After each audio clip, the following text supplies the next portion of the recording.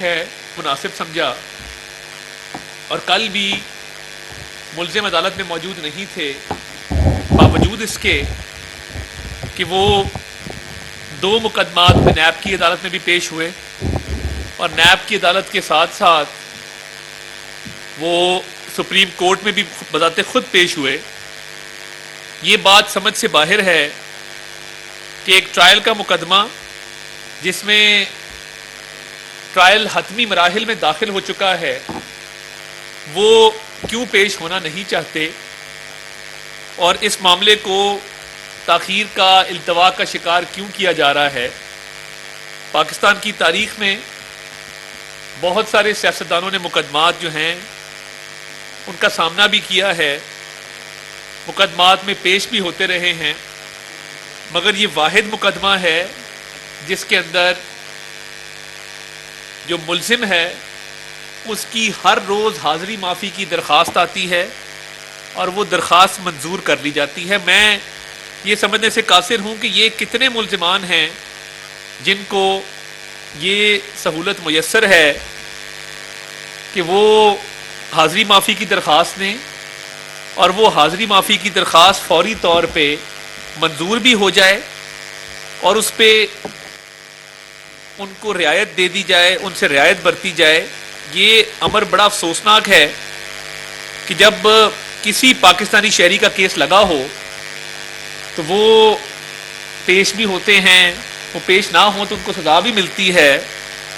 تو یہ بات سمجھ میں نہیں آ رہی کہ اتنی نرمی کیوں برتی جا رہی ہے، اور یہ نرمی اگر برتی جا رہی ہے تو اس کا نتیجہ کیا نکلے گا، اور کیا یہ رعایت، یہ پیشکش پاکستان کے تمام ملزمان کو حاصل ہے کہ جس کیس میں بھی وہ مطلوب ہوں، جس کیس میں بھی ان پہ الزام ہو تو وہ حاضری معافی کی درخواست دیں اور فی الفور حاضری معافی کی درخواست منظور کر لی جائے۔ روز ان کے وکلا کے گارنٹی پہ گارنٹی دیتے ہیں۔ خدا کی شان ہے کہ یہ لوگ مذاق اڑاتے تھے میاں نواز شریف کے ایفیڈیوٹ کا، تو آج خود عدالت میں ایفیڈیوٹ دے کے اٹھے ہیں کہ سوموار والے دن عمران نیازی عدالت اس کی سٹیٹمنٹ ریکارڈ کروائیں گے۔ توشہ خانہ کا کیس بڑا اوپن اینڈ شٹ کیس ہے جس کے اندر مزید نہ تفتیش کی گنجائش ہے، نہ گواہان کے بیانات قلم بند کرنے کی گنجائش ہے اور نہ ہی مزید جرح کی گنجائش ہے۔ تمام گواہان کے بیانات بھی قلم بند ہو چکے، اس کے ساتھ ساتھ جرح بھی مکمل ہو چکی۔ اب کوئی بھی ٹرائل جب اپنے حتمی مراحل میں داخل ہوتا ہے تو ملزم کا پیش ہونا اور پیش ہو کر اپنا بیان ریکارڈ کروانا، اپنی صفائی پیش کرنا، یہ لازم ہوتا ہے۔ ہوتے جن میں ان کو پتا ہو کہ ان کے پاس اپنی صفائی میں کہنے کے لیے کچھ نہیں ہے، تو کیا اس غیر حاضری سے اور پچھلے چند ہفتوں کی جو یہ تاخیری حربیں ہیں، اس سے کیا یہ نتیجہ اخذ کر لیا جائے کہ ملزم عمران نیازی کے پاس توشہ خانہ کے مقدمے میں اپنی صفائی میں کہنے کے لیے کچھ نہیں ہے، اور وہ اس بات کو تسلیم کر چکے ہیں کہ توشہ خانہ ٹرائل کے اندر جو ان پر الزامات لگائے گئے ہیں وہ درست ہیں، کیونکہ آپ کو پتا ہے کہ اس کے اندر نمبر 1 یہ بات بالکل طے ہے کہ توشہ خانہ کے تحائف گھر لے جائے گئے، توشہ خانہ کے تحائف کو گھر لے جا کر اس کے بعد ان کو فروخت کیا گیا بلیک مارکیٹ میں، مہنگے داموں فروخت کر کے ان کی سستی قیمت لگوائی گئی اور وہ کم قیمت جو لگائی گئی وہ سرکاری خزانے میں جمع کرائی گئی۔ پھر بہت سارے تحائف ڈکلیئر نہیں کیے گئے، پھر جو ڈکلیئر نہیں کیے تھے ان سے حاصل ہونے والی رقم جب اکاؤنٹ میں جمع کرائی تو وہ ان کی قیمت سے مطابقت نہیں رکھتی۔ یہ تمام وہ جرائم ہیں جو ان سے سرزد ہوئے ہیں، اور ان جرائم کا کوئی نہ کوئی جواب تو ہوگا۔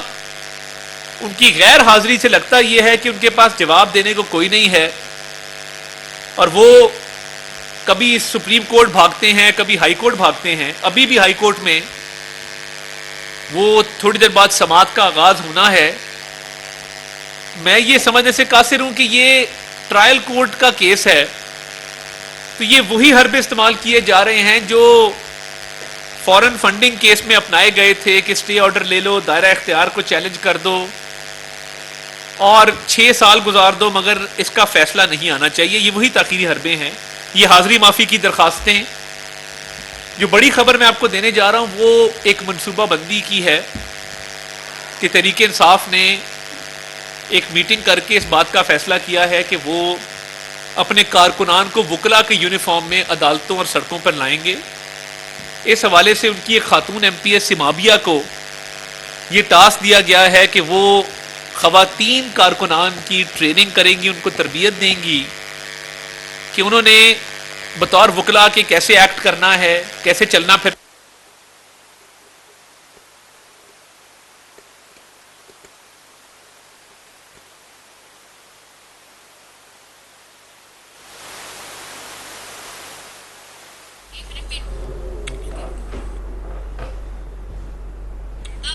معاملے خصوصیات آتاڑ کے اسلام آباد میں نیوز کانفرنس کہہ رہے ہیں کہ چیئرمین پی ٹی آئی مقدمات میں تاخیری حربے استعمال کر رہے ہیں.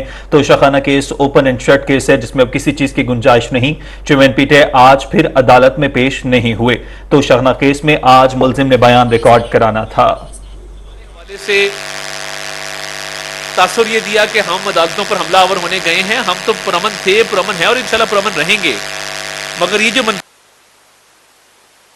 جس میں وکلا کے یونیفارم پہنا کر کارکنان کو سڑکوں پہ اور عدالتوں میں لانے کا فیصلہ کیا گیا ہے اور باقاعدہ تربیتی اس میں میٹنگز ہو رہی ہیں، تربیت دی جا رہی ہے، یہ انتہائی خطرناک ٹرینڈ ہے. اور اس کے مقابلے کے لیے، اس کے سد باب کے لیے پولیس کو آگاہ کر دیا گیا ہے اور تمام تر احتیاطی تدابیر بھی اپنائی جائیں گی، کیونکہ 9ویں 10ویں محرم کا جو سلسلہ ہے اس میں لا اینڈ آرڈر کی سچویشن کو کنٹرول کرنے کے لیے اور ہائٹڈ ویجیلنس کے لیے سیکیورٹی ڈیوٹیز پہلے لگی ہوئی ہیں. تو پیر والے دن بھی سیکیورٹی ڈیوٹی کے حوالے سے یہ ان کو بتا دیا گیا ہے کہ یہ ایک منصوبہ بنایا گیا ہے جس حوالے سے شدید تحفظات پائے جاتے ہیں کہ اب یہ اس کیس سے نکلنے کے لیے ہر حربہ استعمال کریں گے کہ کسی طریقے سے توشہ خانہ کا جواب نہ دینا پڑے، باقی جو ہو سکے گا یہ کریں گے. اور میں بڑا حیران ہوں کہ آپ اتنی بڑی بڑی باتیں کرتے ہیں، روز جھنڈے لگا کے قوم سے خطاب بھی فرماتے ہیں اور روز سوشل میڈیا پر بھی اتنے بڑے بڑے دعوے کرتے ہیں، بٹ جب توشہ خانہ کی چوری کی باری آتی ہے آپ کی زبان بند ہو جاتی ہے. آپ کو دیوار کے ساتھ کھڑا تار نظر آتا ہے، آپ کو ہائی کورٹ جانا یاد آ جاتا ہے، سپریم کورٹ جانا یاد آ جاتا ہے. کاش جب آپ نے یہ تحفے چوری کیے تھے، بلیک مارکیٹ میں فراگوگی کے ذریعے بکوائے تھے، کروڑوں اربوں روپیہ آپ ہڑپ کر گئے تھے اور ڈکلیئر بھی نہیں کیا تھا، تب آپ کو یاد آتا کہ تب بھی قوم کو خطاب کر کے بتاتے کہ جی یہ ہمارے قسم ہے، یہ ہم کام کرنے جا رہے ہیں. اس لیے توشہ خانہ کا حساب دینا ہوگا. ایک ایک پائی جو اس قوم کی انہوں نے اپنی جیبوں میں ڈالی اور انہوں نے قومی ایک جو اہم ذمہ داری ان کو دی گئی تھی اس سے انحراف کیا اور امانت میں خیانت کی. یہ تمام تر جو الزامات ہیں یہ اب ثابت ہو چکے ہیں اور ان کے پاس صفائی میں کہنے کے لیے کچھ نہیں ہے. اس لیے عدالتوں سے راہ فرار اختیار کر کے بہانے لگا کے تو یہ کوشش کر رہے ہیں کہ کسی طریقے سے ہم اس کیس سے بچ جائیں.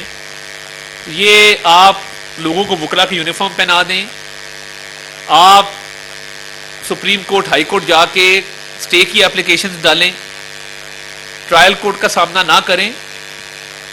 فوجداری قانون کے مطابق غیر حاضری ملزم کے فائدے میں نہیں ہوتی. ان تمام باتوں کا آپ کو نقصان ہوگا اور اگر عدل و انصاف اس ملک میں ہے تو پھر جس طریقے سے کوئی بھی ملزم عدالت میں 342 کا بیان ریکارڈ کرواتا ہے آپ کو بھی یہ ریکارڈ کروانا پڑے گا، آپ اسے بچ نہیں سکیں گے. بہت شکریہ.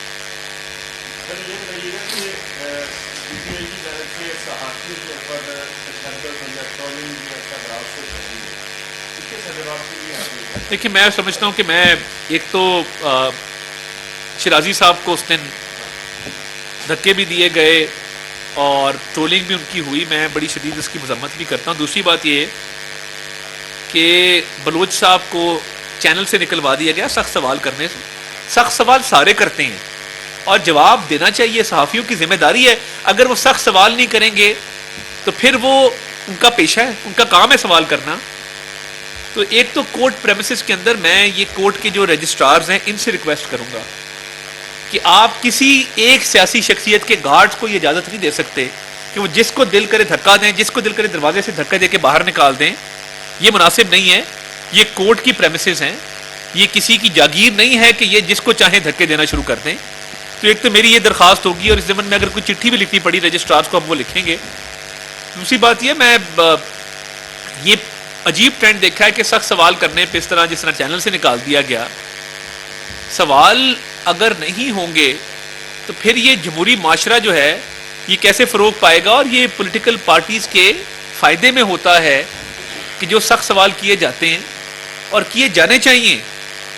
تو یہ اس کی مذمت کرتے ہیں. اور آج کے بعد اگر کسی صحافی کو دھکا یا کوئی تشدد کا نشانہ بنایا گیا تو ان کے ارد گرد جتنے گارڈز ہیں ان پہ پرچہ درج کریں. سر آپ کی ایک آڈیو سوشل میڈیا پر وائرل ہے, اس بارے میں کیا کہیں گے؟ آپ نے میری پچھلی پریس کانفرنس نہیں اٹینڈ کی تھی. اگر 36 سیکنڈز ہیں تو میں اپنی آڈیو چلا دیتا ہوں آپ کو, آپ کے صرف فائدے کے لیے. آپ نے کیونکہ اب سوال کیا ہے تو یہ بہتر ہے کہ آپ وہ آڈیو سن لیں تاکہ آپ کو اندازہ ہو جائے کہ وہ معاملہ کیا تھا اور وہ کس حوالے سے میں نے بات کی اور میں نے کیا بات کی. تو اس پہ موقع میرا بڑا کلیئر ہے. میں تو روز اس طرح کے وائس نوٹ بھیجتا ہوں اور وکلا کو موبلائز کرتا ہوں. ہم ہیئرنگ پہ موجود ہوتے ہیں. میرے میں اور عمران خان میں فرق صرف یہ ہے کہ میں پچھلی 70 پیشوں پہ موجود تھا اور یہ صرف 2 بار آئے ہیں, اور 2 بار بھی جتھا لے کے آئے ہیں, اور جتے کو لے کے آئے ہیں. جج کو انہوں نے گالیاں بھی دی ہیں, عدالت کو انڈر پریشر کرنے کی بھی کوشش کی ہے. میری آڈیو میں نہ تو میں نے یہ کہا کہ گلیلیں لے کے آئیں, پیٹرول بم لے کے آئیں, ڈنڈے سوٹے کیل اور اینٹیں لے کے آئیں, پتھر لے کے آئیں. میں نے ایسی کوئی بات نہیں کی. میں نے ہاں یہ ضرور کہا کہ آپ آئیں اور کورٹ میں سپیس کو آکیوپائی کریں. وہ ہمارا رائٹ ہے, اوپن کورٹ ہے. ہم بطور اس کیس جب کیس شروع ہوا تو ہم اس کے مدعی تھے جب الیکشن کمیشن نے یہ فیصلہ دیا, اور اس کے بعد الیکشن کمیشن نے ہمارے کیس کی بیس کے اوپر فوجداری ایک درخواست دائر کی ہے. تو میری آڈیو میں تو ایسی کوئی چیز نہیں تھی. ہاں جن آڈیوز میں 5-5 کیرٹ کی انگوٹھیاں مانگی جا رہی ہیں, جن آڈیوز میں مبارک دی جا رہی ہے کہ جی کمال کر دیا, پی ٹی وی پہ حملہ ہو گیا, P T V take over ہو گیا, جن آڈیوز میں تشدد کی ترغیب دی جا رہی ہے, جن آڈیوز کے اندر کہا جا رہا ہے کہ آپ ان چیزوں سے لیس ہو کے آئیں. کل 10 بجے میرے دفتر میں اکٹھے ہوں گے. کل بڑا ہے, میں ہماری کورٹ میں میکسیمم پریزنٹ ہونی چاہیے. میں بلکہ لاہور والے ساتھیوں کو بھی ریکویسٹ کروں گا کہ اگلے 2-3 دن جو ہے ذرا تھوڑا سی توجہ دینی پڑتی ہے. کورٹ میں ان کی پریزنس زیادہ ہوتی ہے, بدماشی کرتے ہیں. ہماری پریزنس کل بہت اچھی ہو, یہ میری ریکویسٹ ہے تمام ہمارے آنریبل ممبرس کو, ساتھیوں کو, کہ کل اگر 10 بجے میرے دفتر ہم سیکریٹریٹ رکھے ہو جائیں, وہاں سے ہم اکٹھے ہو کے نکلیں اور تجزیہ لیول جوڈیشل کمپلیکس جائیں. میں عمران نیازی کی ذہنی حالت پہ مجھے ترس آتا ہے, اور مجھے لگتا ہے کہ توازن برقرار نہیں رکھ سک رہے کہ اس آڈیو کو انہوں نے اپنے ٹویٹر اکاؤنٹ سے ٹویٹ کیا اور پیش ایسے کیا کہ جس طرح پتہ نہیں کیا آڈیو ان کے ہاتھ آ گئی ہے. میں نے کہا وہ بدماشی کرتے ہیں, ہمیں موجود ہونا چاہیے, ہمیں اسپیس آکیوپائی کرنی چاہیے, ہم کورٹ میں موجود رہے. تو انہوں نے جو طوفان بدتمیزی برپا کیا, ایسی میں نے مخلوق پہلے کبھی نہیں دیکھی. کوئی اسکڈ مار رہا تھا, کوئی چڑھ رہا تھا کرسیوں کے اوپر, کوئی شٹ اپ کہہ رہا تھا, کوئی آ کے کہہ رہا تھا انقلاب آ چکا ہے. بالکل ایک ہپی موومنٹ شروع ہوئی تھی نا, تو لوگ رنگ برنگے بال کر لیتے تھے, کپڑے اس طرح کے پہن لیتے تھے, اور کئی دفعہ ایسے اینڈ پہ اجتماعی خودکشی بھی کر لیتے تھے کسی کلف سے چھلانگ لگا کے. بالکل یہ اسی طرح کا ایک کلٹ اس نے دیکھنے میں آیا کہ عجیب و غریب مخلوق تھی. میں پریشان ہو گیا دیکھ کے کہ یہ کون لوگ ہیں. مطلب ایک بندہ سکیڈ مار کے میرے سامنے آیا, ایک اشارہ اس نے کیا, میں کھڑا رہا, میں نے کہا جی اچھا یہ سکیٹنگ رنگ تو نہیں ہے, یہ عدالت ہے. اس کے بعد ایک خاتون آ گئی, انہوں نے کہا you are a back bencher, تم بیک بینچ پہ بیٹھے ہو. میں نے کہا جی بالکل بیک بینچ ہی ہے. وہ روتی ہیں اکثر, ان کی ڈیوٹی رونے پہ جلسوں کے اندر, مجھے ان کا نام بھول گیا, نادیہ کھٹک. تو وہ کہنے لگی آؤ you are a back bencher. میں نے کہا جی میں بیک بینچ پہ ہی بیٹھا ہوں.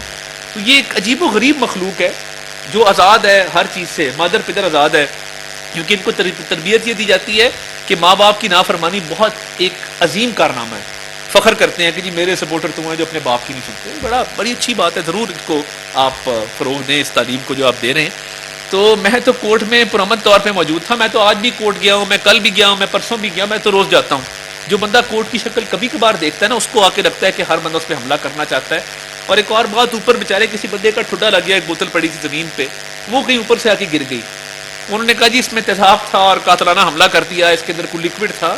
تو یہ بوتلیں گرتی رہتی ہیں, ہمارے بھی اکثر گرتی جب ہم واک کر رہے تھے. وہ 2 منزلہ وہ عمارت ہے, تو یہ خوف زدہ نہیں ہونا چاہیے کہ اگر کوئی آ کے گر جائے، کسی نے مارنی ہوتی تو وہ سیدھی پڑتی ہے، اس طرح اوپر سے ڈراپ نہیں ہوتی. تو اگر آپ گریوٹی کے لیے اصول کو دیکھیں نا تو وہ کوئی کسی نے مارنے کی کوشش نہیں کی تھی، وہ آٹومیٹکلی گر گئی تھی، جو کہ نہیں گرنی چاہیے تھی.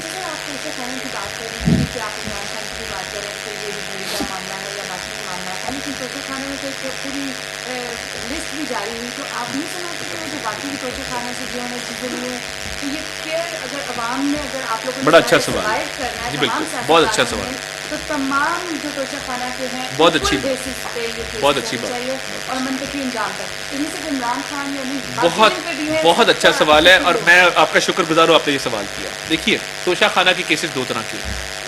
ایک وہ تحفہ ہے جو کسی ملک کے سربراہ نے کسی کو دیا، اس نے بطور یادگار کے، بطور مومنٹو کے، بطور ایک میموری کے اس کو 20% پیمنٹ کر کے اپنے پاس ریٹین کر دیا اور اپنے گھر میں رکھ دیا. اور گھر میں اس لیے رکھا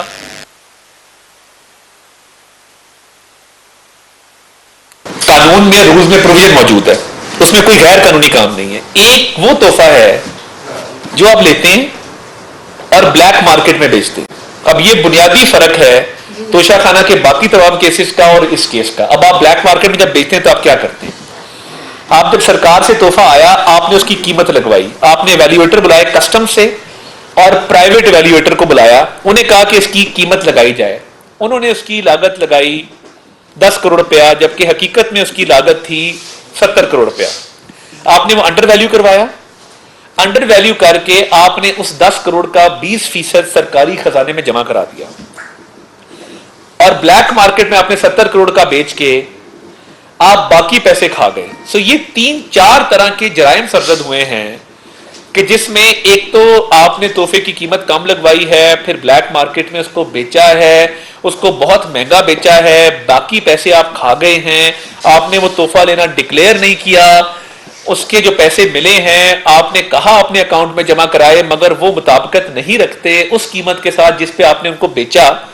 تو یہ بہت فرق ہے. وہ فہرست شائع ہو چکی جن لوگوں نے بھی توشہ خانہ کے تحائف لیے تھے، مگر میں نہیں سمجھتا سب پیمنٹس وغیرہ کچھ کی کلیئرز نہیں ہیں اور ان کی دیکھیں میں نہیں سمجھتا کہ کوئی دیکھیں سارا ریکارڈ بیسس پہ نہیں ہونا چاہیے تمام ایبسولوٹلی ہونا چاہیے، مگر میں یہ سمجھتا ہوں کہ پاکستان کی تاریخ میں کوئی اتنا حکمران کم ظرف نہیں آیا جس نے بلیک مارکیٹ میں یہ چیزیں بیچی ہوں، یا جن کی اہلیہ لوگوں سے فون کر کر کے 5-5 کیرٹ کی انگوٹھیاں ڈیمانڈ کرتی ہو، یا جس کی اہلیہ کی ایک ایسی آڈیو آئی ہو جس میں وہ ملازموں کو ڈانٹ ڈپٹ کر رہی ہوں کہ یہ تحفے میری نظر سے دور کیوں ہوئے، ان کی تصویریں کیوں کھینچی گئی، اور ان کی تصویریں کیوں کھینچی گئیں، اور ان کو کیوں میرے سے لے جا کے پوچھے بغیر ان کی تصویریں بنائی گئیں. دیکھیں یہ ایک اس سے یہ بات ثابت ہوتی ہے کہ ایک لالچ تھا، ایک ہوس تھی کہ یہ تحفے اپنے دل کے قریب رکھنے ہیں، ان کو مہنگا بیچنا ہے، ان سے جو پیسے ملیں گے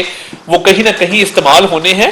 تو یہ سمپل ون آف ایونٹ نہیں ہے کہ ایک تحفہ آپ نے بیچ دیا، یہ پورا ایک ریکٹ چلتا تھا. فرا گوگی باہر جا کے ان کو بیچتی تھی. جو خانہ کعبہ کے ڈائل والی گھڑی ہے وہ دنیا میں واحد منفرد گھڑی ہے.